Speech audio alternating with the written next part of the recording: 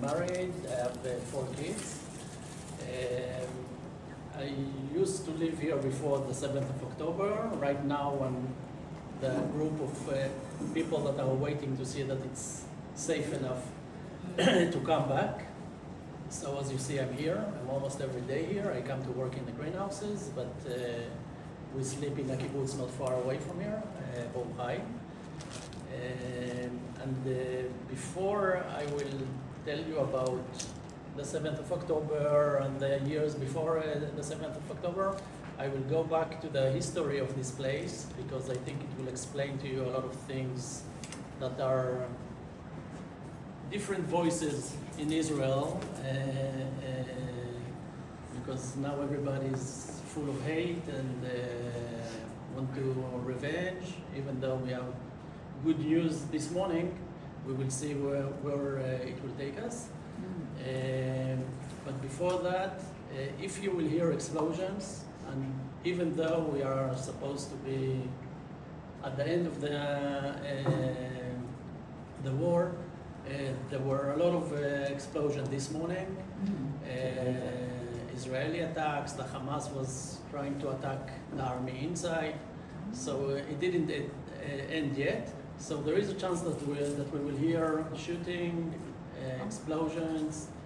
If we don't hear a siren, that it goes like this, Tzeva Adom, it's red color. That's the way the siren goes here. So when we hear a siren, we'll go to the closest shelter. You will see there are plenty of them around the village. But if it's just an explosion, you don't need to run. It doesn't feel good, but you know, that's our life. Wow. Okay, but before that, I told you, I promised you a little bit about the history. I promise it's going to be short. The unique story about Netiv Ha'asara is that we didn't start to live here. Actually, it's one of the places that moved as a village from one place to another. And we used to be, right now we are here. Okay, you came from all the way from Jerusalem, this. And now we are at the top north corner of Gaza Street. I think it's the closest place you will be to Gaza. We used to be on the other side of Gaza Street. Oh. Okay. What is it now? Egypt. Egypt, Sinai. Okay, so before 1982, we used to live in Sinai. Because of the peace agreement with Egypt, we had to leave our houses, and they gave us land right here. Actually, back then it was like moving from paradise to paradise. It was beautiful dunes, nice view to the sea, excellent neighbors. We had an excellent relationship with the Palestinians. No fence, no border. It wasn't them and us. It was all together. They came to work here in the greenhouses. They went to visit their families in Gaza. We used to go shopping in Gaza. But I'm telling you that you will remember that 70 families that came here in 1982 gave their houses for peace, that they didn't really believe in it back then. Okay, I can tell you I was 13 years old. Right now I'm 55. And I remember as a kid, I didn't believe in peace. I didn't believe that it's going to be a real peace. I thought that the Egyptians are going to attack us. And I hated everybody. I was full of hate. I hated the Israelis because they decided to take our house, or give our house to the Egyptians. I hated the Egyptians because they took my house. And I hated all the Arabs because as a kid I said if the Egyptians are Arabs, and I hate the Egyptians, so I hate all the Arabs. That's the way I was when I was 13 years old. You don't have to mention it, but it sounds stupid. That's the way I felt. I remember that really I was ugly. I was a bad boy. I was looking for fights. I had a knife in my pocket. That's the way I was because I always wanted to revenge that they took my house.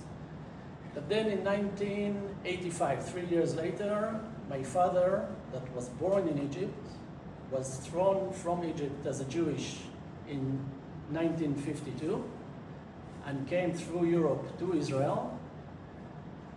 Told me that he got a job at the Israeli embassy in Cairo. And we're going to make relocation. Yoel, knife, 8 Arabs, go to Cairo. And I told him it's not going to work. It's going to end in jail in Cairo. So don't do it. So he said, why? Because I hate them. And he told me, look, I born as an Egyptian.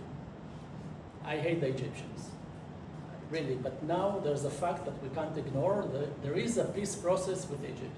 Now we need to decide if we want to hug it or we want to push it away or kick it the way you're acting.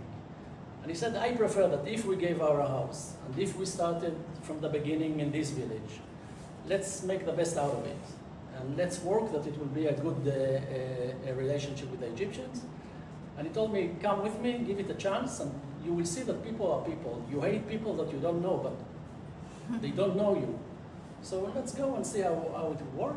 We went to Egypt, we came back, and I started to understand that it's different than I thought. They really, like, we walked and they said, wow, Israelis, shalom, shalom, we are in peace, we are friends. And I said, wow, amazing. And then I decided to give it a chance, and after 3 years that I graduated in Cairo American College, I understood that people are people. It doesn't matter what the titles that you have, a Muslim, Iranian, from Asia, from United States.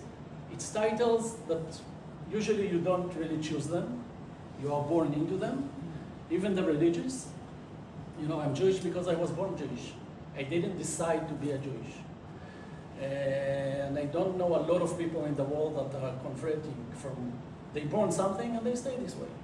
And I had really good friends from all over the world. And from the stage of hating everybody, suddenly I started to love everybody. Okay, like I started to love people. I wanted to hear people. It was interesting to hear different opinions. But I put a big but. I always said that if someone hates me and he wants to kill me, I'm not going to hesitate. I'm going to kill him.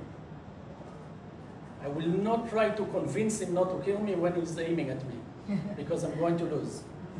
And I'm not losing, when I'm saying I'm going to lose, you have to understand that in this situation, you're not losing just your life.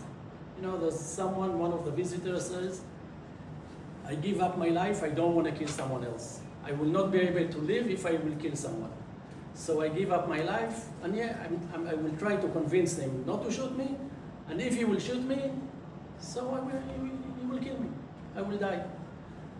And then I told this person, I said, yeah, but you forgot that I didn't come as a terrorist to kill you. I came to kill as much as I can. So if you're not going to stop me, I'm going to kill your family that is at the next door in the house. So now what are you going to do? So of course I'm going to shoot you. I said, yeah, but I shot you before. I don't need to explain this thing to you. So that's the situation. I love people. I care for the Palestinians. I'm not afraid from the signs of Free Gaza. I think that we should help everybody to free Gaza from terror and let the Palestinians live normal life. But it can't be on my safety, my family, my community, and my state. And that's the biggest mistake that Israel did, even though what I'm telling you now, it's the same thing, the same way that I thought before the 7th of October. I said that we can't defeat terror by defense, by watching, sitting next to it. We have to go inside and defeat all the terror organizations. And then back then, people, Israelis, told me, you know what it means? It means that we are going to lose about 500, 600 soldiers. I said, yeah, I know, but we have to. We have to. There is a threat that we are sitting 20 years and we are punishing instead of defeating. And when you are punishing 20 years, you get what you get on the 7th of October. And I came back from Cairo and I served in the army and I served in the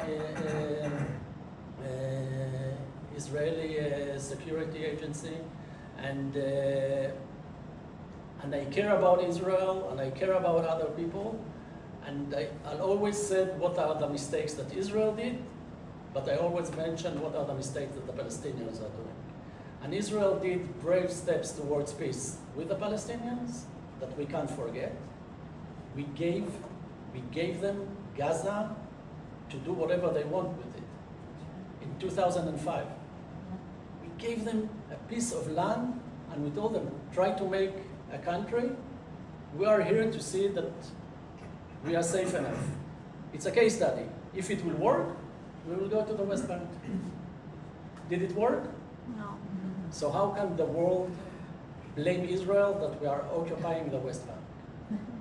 It doesn't make sense. If we failed in the case study, and the world is blaming Israel that it failed, even though it fails because of terror. And so I always said, I wish one day they will have the state they want, but we can't let them kill us before we give them what they want, even though I care about the people. 2005, it was this engagement that we went out, all the settlements, all the Israeli army. In one day, our neighbors, that this was an Israeli settlement. In one day, our neighbors, instead of being Israelis, was the Palestinian authorities. And 2 years later, 2007, it's the Hamas that was elected in Gaza. And since then, we have a terror organizations on our door for it's almost 20 years. And then 2005, the border that became more as a border during those early 20s, then it became a wall, and then became a bigger wall with cameras, with machine guns on it, with a lot of defense. But all the things that I mentioned, it's defense, defense, defense, defense. 1.5 years before the 7th of October, they finished to build the new fence that's supposed to take care of us. It's cement, 60 meters at the point that we are going to stand next to the wall. It will be 60 meters down into the earth with technology to avoid the Palestinians, the terrorists, to go from Gaza into Israel. The defense minister, he came and he said, okay, we finished the project, do you feel safer? He said, no. He said, well, we put so much money into it, and we are going to avoid the tunnels. He said, yeah, but you didn't solve the problem. You put another way of defense, but we didn't solve the problem. There's a monster that wants to kill us, that says that they're going to kill us, and we are doing defense and beautiful things like the Iron Dome and things that are amazing, but we are not dealing with the problem. And it's a disease that Israel suffer. We don't deal with problems. We prefer to put it on the side and do things that are halfway. That's the mistake that we are doing. It was the same thing that you just mentioned was with the Nazis. It was in the schools, it was in culture, it was in the restaurants, it was everywhere. But look today what's happening. Yeah. So it means that if we want, we can change. But we need to do things to change it. For example, if we gave support to Gaza during the war, first of all, we didn't do it because we wanted, someone pressured us to do it. Okay, so we did it. And when someone is pressuring you to do it, you don't do it as good when you think about it. So first, we have to think about it. Second, we have to build something that we can take out the people that want to get the aid, to come to a place, safe place, and to get aid. Think that we could give pictures of people that are eating, sitting in school, and getting like hospitals and everything in a place when they still show the pictures from the people inside Gaza. But we didn't do it. Why? Because we didn't think about it. Why? Why? Just think now. Now, everybody, today someone called me from the newspaper, told me, well, what do you think? Now you feel safe to come back home? I said, no. Why? Because they signed the paper? Now we need to see what Israel is going to do with it and what the Hamas is going to do with it. But if you ask me, in 1 month, we're in the winter. It's going to be raining, it's going to be cold, and there are about 1 million people that don't have a house. Who's responsible to do something with it? United Nations. But forget United Nations, they're not going to do it. But if Israel now will declare, will say, we are making something for the people for the winter, we are going to help them. We are not going to let them live in Israel, but we are going to make something to give them a better life during the time that we are preparing the Gaza as it's going to be written in the agreement. We are going to make sure that it's safe, but we are going to make sure that they are in a good place. The world will be in shock that Israel is doing something like this, but it will support us to do it. But we are not doing it. Why? Because we are happy that they are signing the paper, and we don't think what's the next step. That it's next month. Yeah. But if you build buildings for them, apartments, whatever, they're going to build, the terror tunnels again. Where? I'm not talking about in Gaza. Oh. I'm talking we have to build something next to Gaza. Oh. Okay, and we have land for that. Right. We have land for that. And to tell them that they are going to stay there, and we are going to start with the north, rebuild it, and people will go from this place to the north, then from this place to the center. We are going to work it out, because right now, you will see from the viewpoint, they can't go back home. Now, it's not my responsibility, but I have to take accountability for that, to make sure that it's going to be safe here, and that they are not going to hate me, and with that we are going to get the support from the world. Yeah, but how do you know who's Hamas and who's innocent civilian? I don't know. I have to check. First of all, nobody can go out with a weapon. Yeah. Now, if there is someone that without a weapon and he is planning to get the weapon on the other side, Then? we will make sure that people will find him. But there is a risk if you do something There nice. is a risk, not against Israel, against the place that it's going to take. And it's going to hurt his own people if he's going to do it. And I think that the Palestinians support Hamas because of fear, not because they think it's the best thing for them. Ideology. Yeah, it's not ideology anymore. It's not, it's fear. And I can understand the fear because I'm afraid of Hamas. I'm not coming back home because I'm afraid of Hamas. I don't trust the army.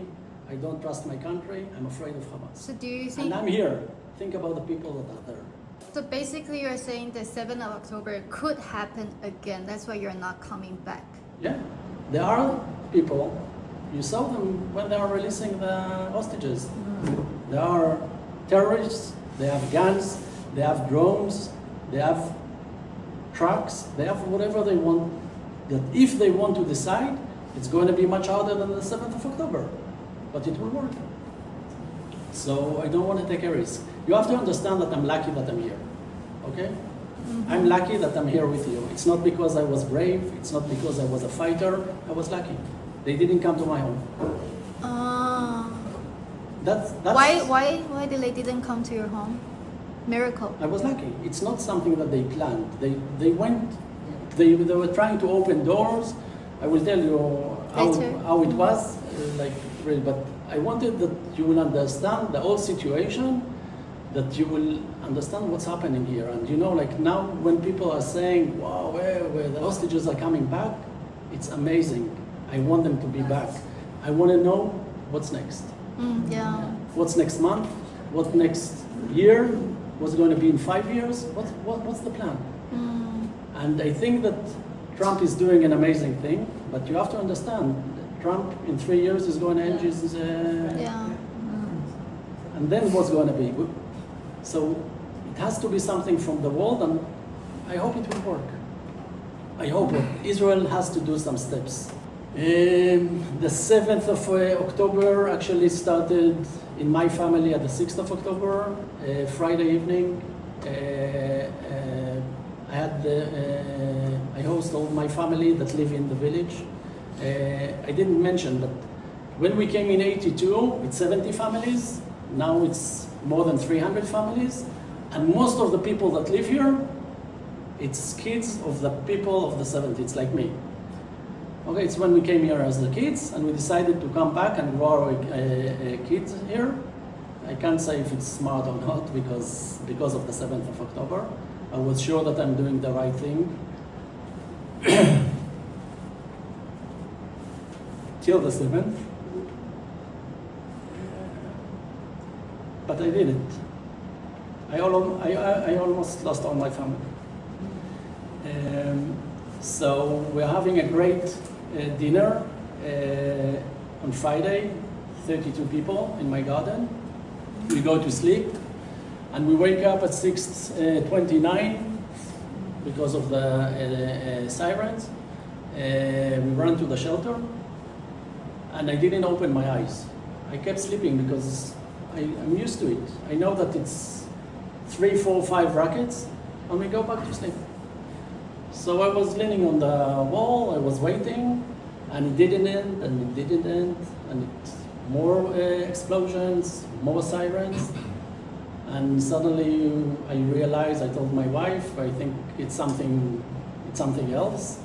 We didn't have electricity, so we didn't see what all the world and Israel saw on TV, just from the WhatsApp. And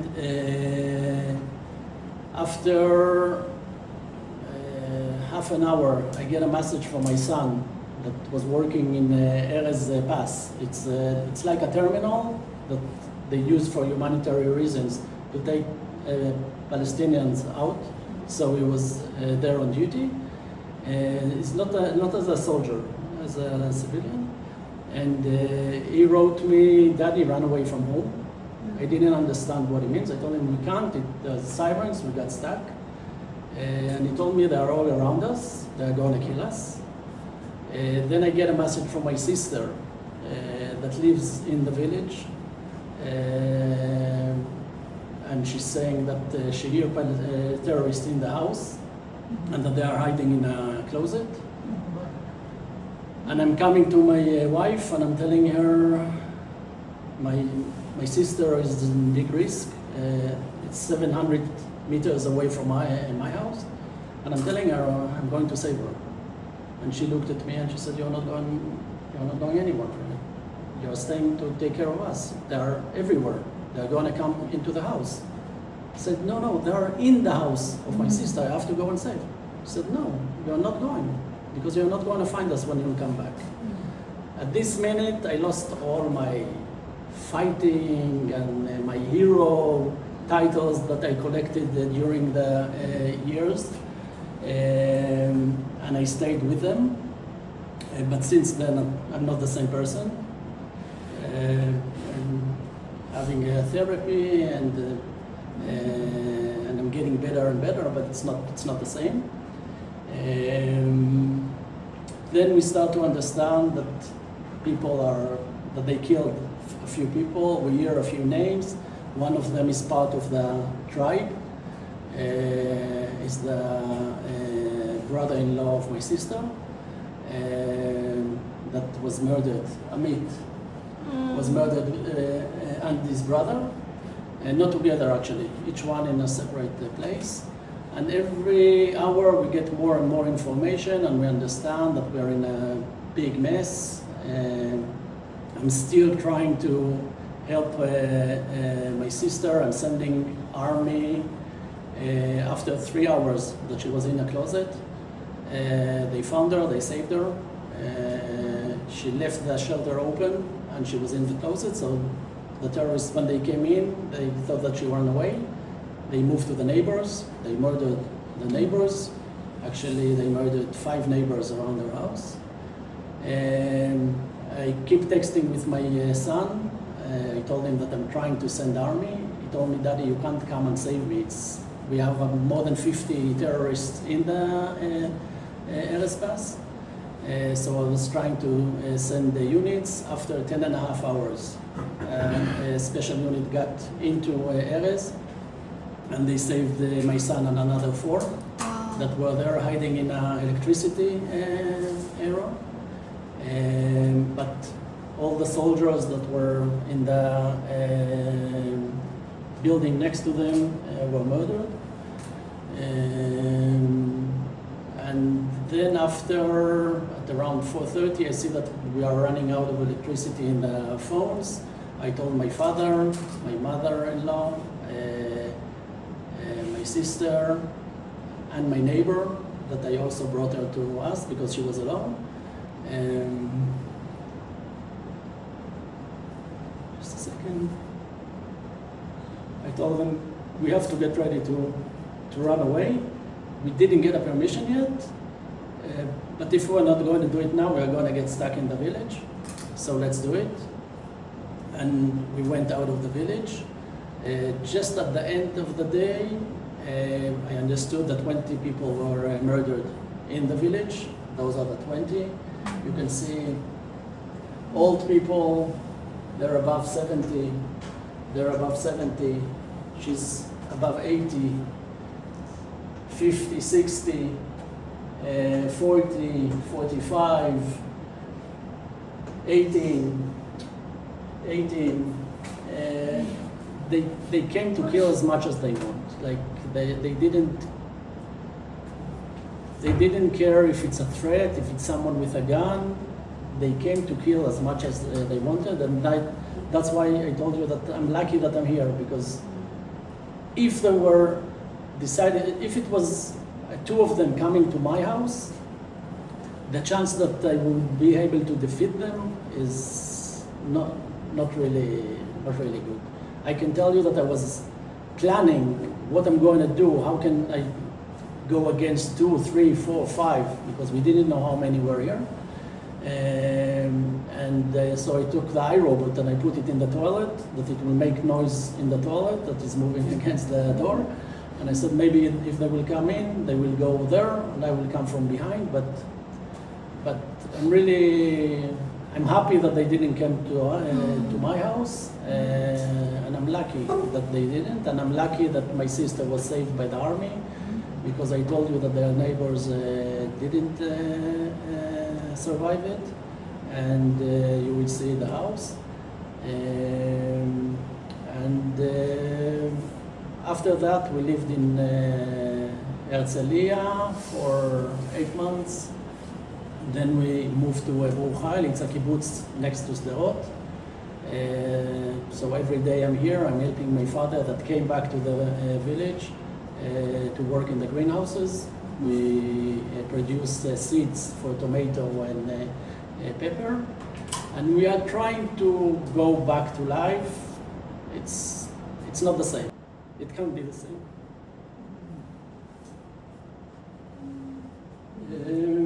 I didn't mention like how the developing of equipments in the Hamas, but 20 years ago, it looked like this. That's the weapon that we used. And we said, no, if it's just this, we can deal with it. And then they moved to this. And we said, okay, it's a handmade, we can deal with it. We can make something that will work against it. We have the shelters and we have everything. And every time it became bigger and bigger and wiser and much more powerful. And that's the first lesson that I get from the 7th of October is when you have a problem, deal with it when it's small. Because when it's huge, you're in trouble. Even though you're in trouble, you have to deal with it. So right now I think that we are dealing with a problem. We are making other problems. I don't think that Israel explained the situation very good. That's why most of the world hates us. Even though I told you, I can understand all the people that go with signs that goes, free Gaza. I want to free Gaza. I really want. I want to have the best neighbors we can have. But when you support Hamas, we are not going to achieve peace. We are not going to achieve quiet. It's going to be more and more and more people that are going to die. And I think that sooner is the better. I don't know what's going to happen the next months. We are one step better than yesterday because of we know that the hostages are on the way home. I hope they will get home. But we have a lot of work to do. Questions? If you can prove that this Gazan is not a Hamas terrorist, and if this person wants to come and work in the agricultural field here, will you be okay with that? Yeah, sure. You're not afraid of Gazans? I'm not afraid of people. Oh. I'm not afraid of people. And I don't have the hate that I had when I was 30. Okay, I don't let the hate control me. And I'm telling you that the same story that I'm telling you, I'm telling soldiers. Right. And soldiers are telling me, you're a fucking idiot. I said, why? Why are you saying it? I said, because we moved from one house to the other, and the hate is everywhere. It's in the kids' room, it's in the living room, it's in the schools, it's in the hospitals, it's everywhere. I said, yeah, I know. But less than 100 years ago, it was the same with Germany. And today Germany is the second best friend of Israel. So I'm not saying that it will be the same, but we have an example that we can change if we want to change. And I think that the people that are coming back home now and will see that they don't have a home, I'm afraid to come back home, but there's a house. There's a place I can go and live in. They don't have houses, you will see. And it's not because we hate them. It's because the terror was under the houses. It was everywhere. We can prove it. It's not like fake news or something. We can prove everything. But we are not doing it right. You ask me why we waited 2 years to attack Gaza the way we are attacking the last few months. Yeah. I don't know.